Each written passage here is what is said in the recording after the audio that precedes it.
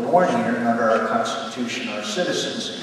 The second option is to deport them all. I don't know how you would do that. That renowned liberal columnist George Will recently said it would take 200,000 buses from San Diego to Seattle, and I'm not sure how you would do that. The third option is not to give them amnesty, because amnesty was given in the 1980s. It was given to about 3 million people. It did not solve the problem. It did not solve the problem. Now, our proposal is as follows, and it's not written in concrete. To pay a $3,000 fine, to have a criminal background check, to learn English, to pay back taxes, to work for 6 years, and after 6 years, get in line behind everybody else in order to be eligible for a green card, and then it would be another 5 years or so to be eligible for citizenship. Now, that may not be a perfect solution, and I'd be more than happy to discuss other ways with you. But if those are the options we have, it seems to me that that might be a way to address it. I finally say that we need to raise the level of discussion on this. We share the same goal. The goal is to resolve an issue that is first and fundamentally a national security issue, and that's to secure our borders.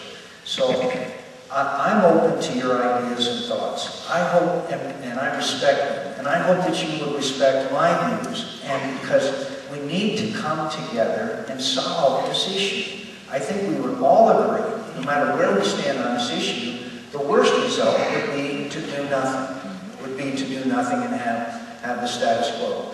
Now, in Washington last week, I had meetings with several House members who have various ideas. One of them is a congressman from Indiana named Pence, who says to me we could have like Ellis Islands, where people who are here illegally would have to go back and then go through a process and then could come back here. People who have been here. I think that's worthy of some discussion.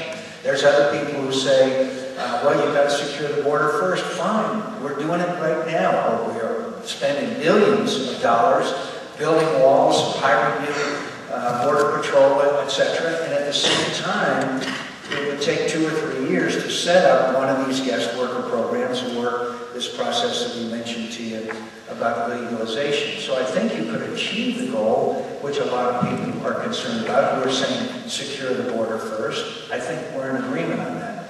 So what I would ask is that we could have a discussion and come together as a nation, and if I might say as a bit parochially, as Republicans, because we Republicans are a majority in both houses of Congress and have the presidency, as you know. So I hope we can have a discussion on that. Finally, I'd like to talk with you today again about the issue of Iraq, because it continues to be and should be the most important issue that Americans face.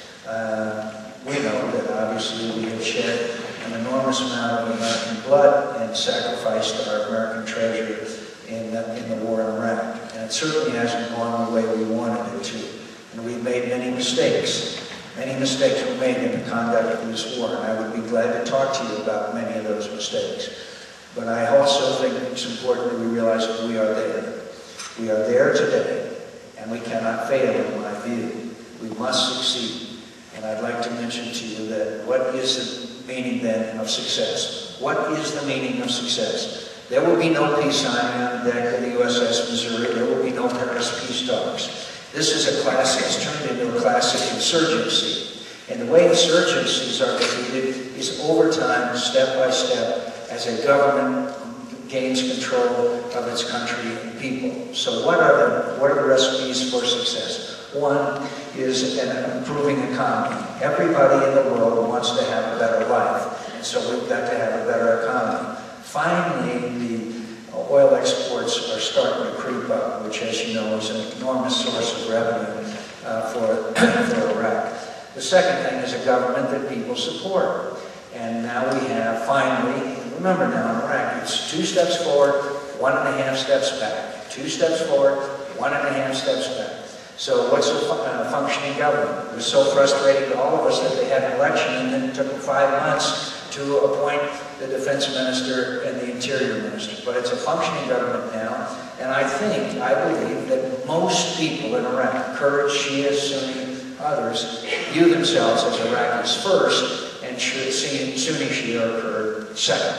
So a government that's supported by the people. The third key element involved here, of course, is the American casualties. What I mean by American casualties is when the Iraqi people, army and police are able to take over their own responsibilities, and Americans can withdraw to enclaves and then withdraw. It's not a time of withdrawal, it's how we withdraw.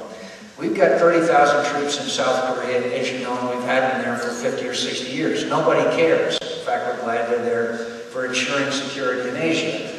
And that's because we're not taking casualties. So, the good news is the Iraqi military is being trained and doing rather well.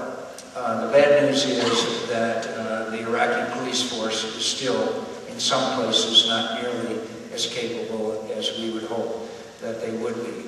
But the good news about all this is that unlike the war in Vietnam, the American people, no matter where they stand on the war in Iraq, are still supporting the men and women who are serving. We have made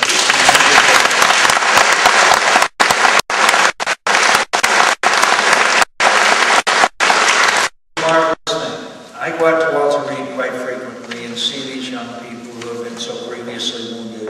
They're wonderful. They're better than my generation was. They're the very best of us. You can be very proud of them. They're proud of the job they're doing.